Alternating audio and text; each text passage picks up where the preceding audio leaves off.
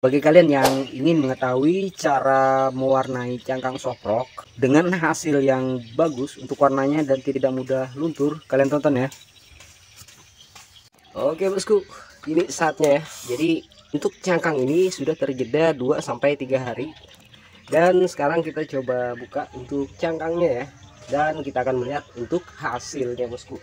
Oke, jadi ini bukan tutorial cara memotif basah ya untuk cangkang soprok, melainkan tutorial cara mewarnai bosku ya. Jadi untuk motif ini seadanya, dan untuk tutorial cara membuat mata di next konten juga bosku ya, karena kita akan ke tutorial cara membuat soprok dengan katalis lengkap dengan penjelasannya bosku.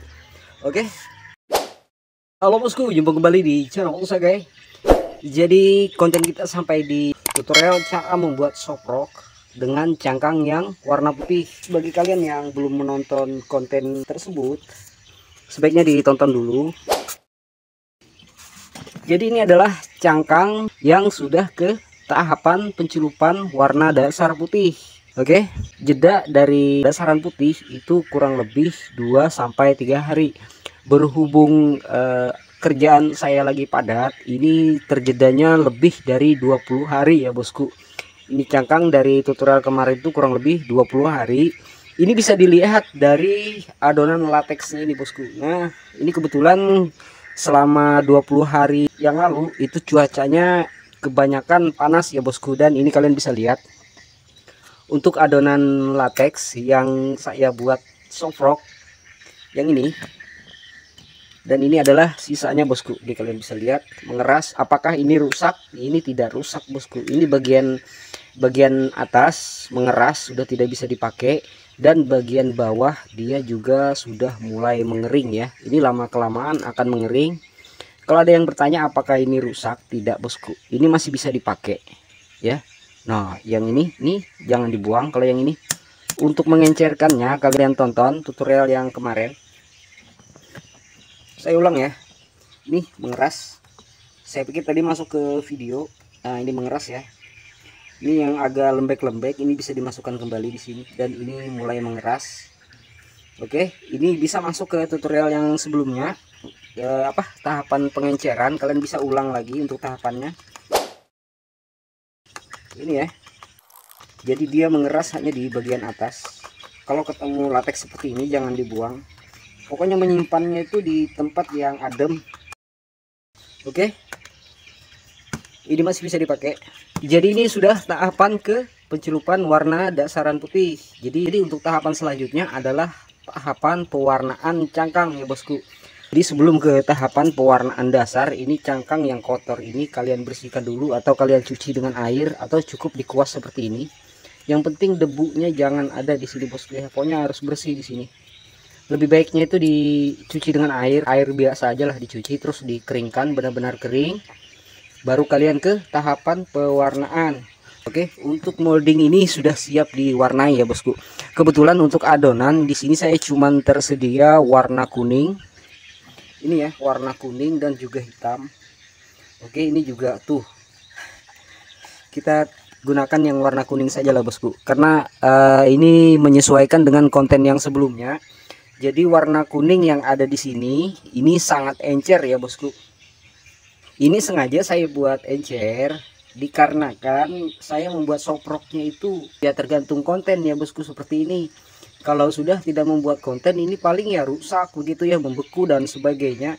Karena itu kemarin saya buat adonan pewarna ini tanpa pengental ya bosku, hanya menggunakan lateks cair.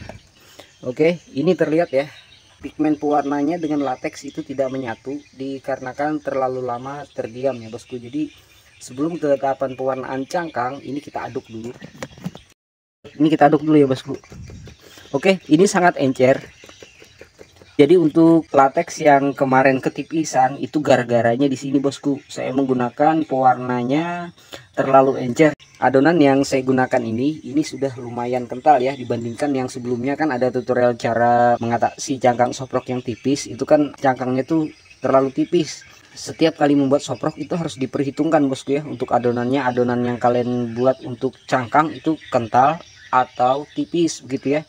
Begitu juga dengan pewarna dasar putih. kental ataupun tipis. Begitu juga dengan adonan pewarna cangkangnya bosku. Ini kan kalian bisa lihat sangat encer sekali.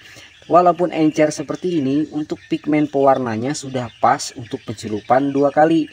Jadi kalau saya celupkan lebih dari 2 kali, contoh 3 ataupun 4 kali, untuk pewarnaan kuning yang sangat cerah yang harusnya saya dapatkan, itu tidak bisa karena terlalu banyaknya pencelupan tadi. Ini sudah saya takar untuk pencelupan 2 kali bosku.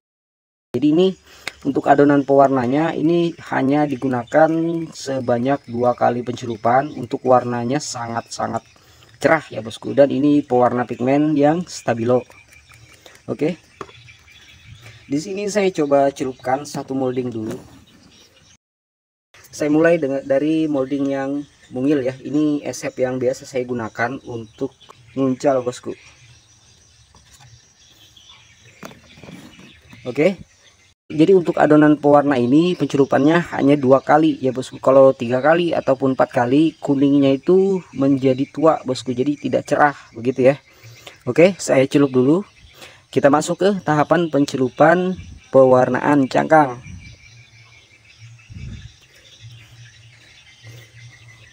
Oke, di sini saya tidak menggunakan katalis ya bosku. Kalau kalian pengen menggunakan katalis juga bisa ya. Oke, jadi ini untuk hentakannya ke depan, mau ke belakang juga tidak masalah. Tapi di sini saya coba praktekkan ke depan ya bosku. Oke, harus benar-benar tiris ya bosku. Ini sudah cukup. Ya, ini untuk pencelupan yang pertama.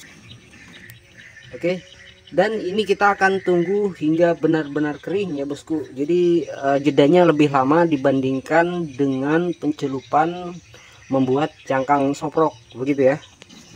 Oke, kita lihat untuk hasil pengeringan dari pencelupan yang pertama. Ini sudah kering ya. Untuk pengeringan ini lumayan lama tadi, 30 menit kurang lebih ya, kurang lebih 30 menit.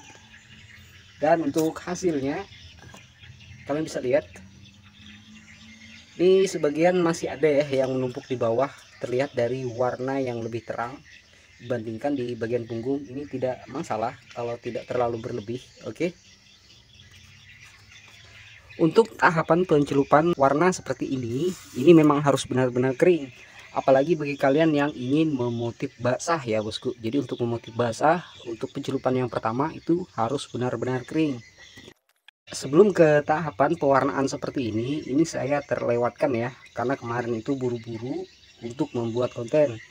Jadi sebelum ke tahapan pencelupan pewarnaan yang pertama, untuk cangkang molding yang berwarna dasaran putih itu sebaiknya kalian buka dulu 1 sampai 2 molding ya. Untuk cangkangnya kalian cek apakah sudah pas untuk pencelupan selanjutnya ataupun pencelupan yang ke tahapan pewarnaan ya. Contohnya ini kan yang berwarna kuning. Untuk yang berwarna kuning adonannya encer, jadi disesuaikan. Kalau memang adonan pewarnanya encer terus 2 kali pencelupan, berarti yang perlu dikentalkan ataupun yang dibanyakkan pencelupannya mulai dari membuat cangkang sampai ke pewarnaan dasaran putih. Untuk pewarnaan dasaran putih juga bisa sampai 2 kali pencelupan, tergantung dari kental encernya adonan latex kalian bosku. Paham ya? Oke, di sini sudah ke tahapan akhir. Untuk ke tahapan akhir kita akan mencelupkan yang kedua kali untuk 4 molding ini. Dan di sini saya coba mempraktekkan untuk motif basah ya bosku. Jadi untuk motif kering itu sudah ada tutorialnya. Untuk linknya ada di deskripsi. Oke. Untuk motif saya menggunakan adonan pewarna cangkang yang berwarna hitam bosku ya. Kalian bisa gunakan motif lainnya seperti merah begitu ya, ataupun putih, hijau dan sebagainya. Oke, ini sedikit kental ya. Oke, kita aduk dulu. Oke, saya mulai dari molding yang pertama, simil. Untuk membuat motif kita gunakan yang warna hitam saja bosku. Terus pulpen dan juga siapkan tisu ya bosku. Oke, tisunya kita taruh di sini. Di sini kita bisa lihat untuk memotif ini, kita perhatikan pada saat pencelupan apakah latex ini perlu gurisan lukisan yang cepat ataupun bisa santai begitu bosku. Oke, kalau ada kotoran dibuang. Kita celup ya, kita celup. Untuk pencelupan yang pertama itu kan hentakannya ke depan ataupun bagian moncong. Sekarang kita balik ke bagian ekor, kita tiriskan.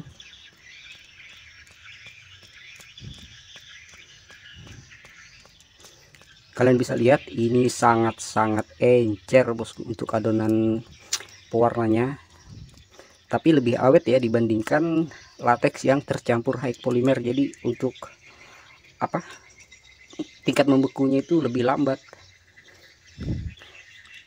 Oke, terus kita coba motif ya, motif dari atas dulu. Nanti saya buatkan tutorial ya bosku, motif lukis basah. Tapi kalau kalian pengen melihat ini saya coba praktekkan.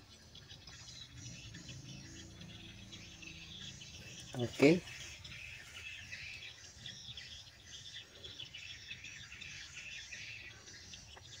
oke, ini untuk adonannya bisa santai ya bosku, tapi mulai masih bisa menyebar juga sih. Ini motif saya bosku, tidak bisa bikin motif-motif yang bagus, karena untuk motif ini tergantung kreativitas dari si luri makernya. Oke, motif sederhana.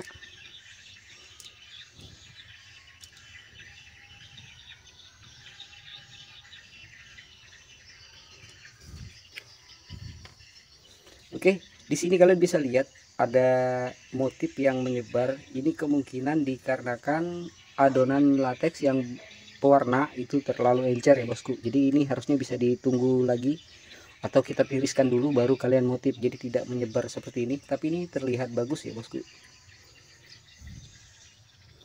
Oke, motif yang kedua.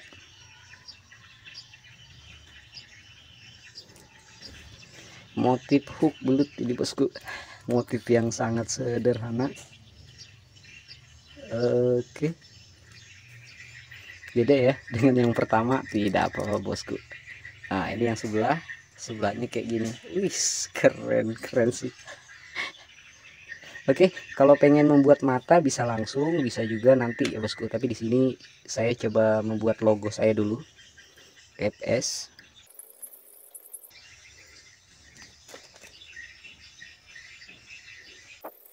Oke, yang penting ada FS-nya begitu loh bosku. Mantap. Oke, untuk pewarnaan cangkang ini sudah sampai ke motif. Saya hanya mempraktekkan, sisanya dari kreativitas kalian.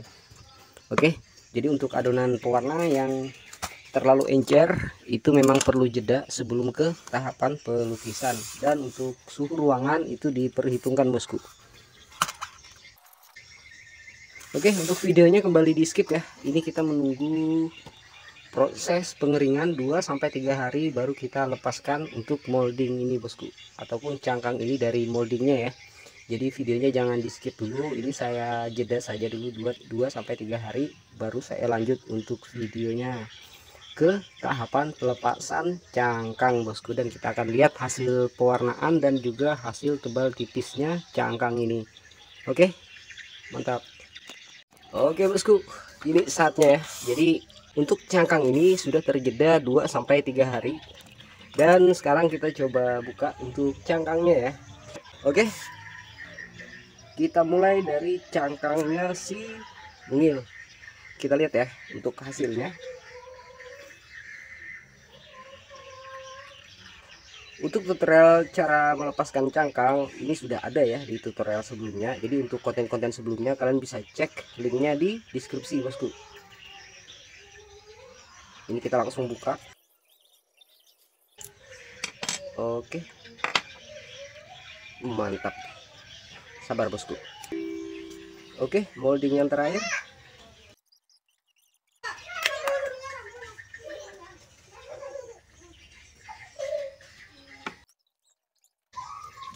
Oke, ini 4 molding yang kita buat tutorial mulai dari cara membuat cangkang soprok warna putih sampai ke tahap pewarnaan ya bosku. Dan untuk hasilnya pas ya, untuk setiap pencelupan yang kemarin ini sangat mantap sekali bosku ya, jos. Oke, kita buat motif seadanya, yang penting hasil cangkangnya ya. Yang ini untuk 01 ataupun 10 ataupun nomor 1 ya, ini cangkangnya bisa. Ini 20 10 juga bisa, ini nomor 1 dan ini juga nomor 1 bosku ya. Dan untuk konten-konten sebelumnya, konten terdahulu, kalian bisa cek linknya di deskripsi ya bosku. Di situ sudah saya siapkan semua untuk kontennya. Oke, jadi next konten ini saya masih bingung apakah ke tahap tutorial cara membuat mata soprok atau tutorial cara membuat soprok dengan katalis, karena ini ada pesanan dari teman ya, teman ngajakin kasbar, jadi pengen yang 6 cm. Oke, mungkin itu saja bosku untuk konten kali ini. Semoga bermanfaat untuk kalian semua, dan jangan lupa dibantu like dan juga share-nya bosku ke teman-teman. Apabila ada pertanyaan silahkan bertanya di kolom komentar bosku, dan yang belum subscribe ini dibantu subscribe-nya bosku ya. Tombol lonceng notifikasinya diaktifin supaya kalian bisa menerima konten terbaru dari channel Posagai. Oke, thank you bosku, mantap. Next kita akan jumpa kembali di konten-konten saya selanjutnya. Jos.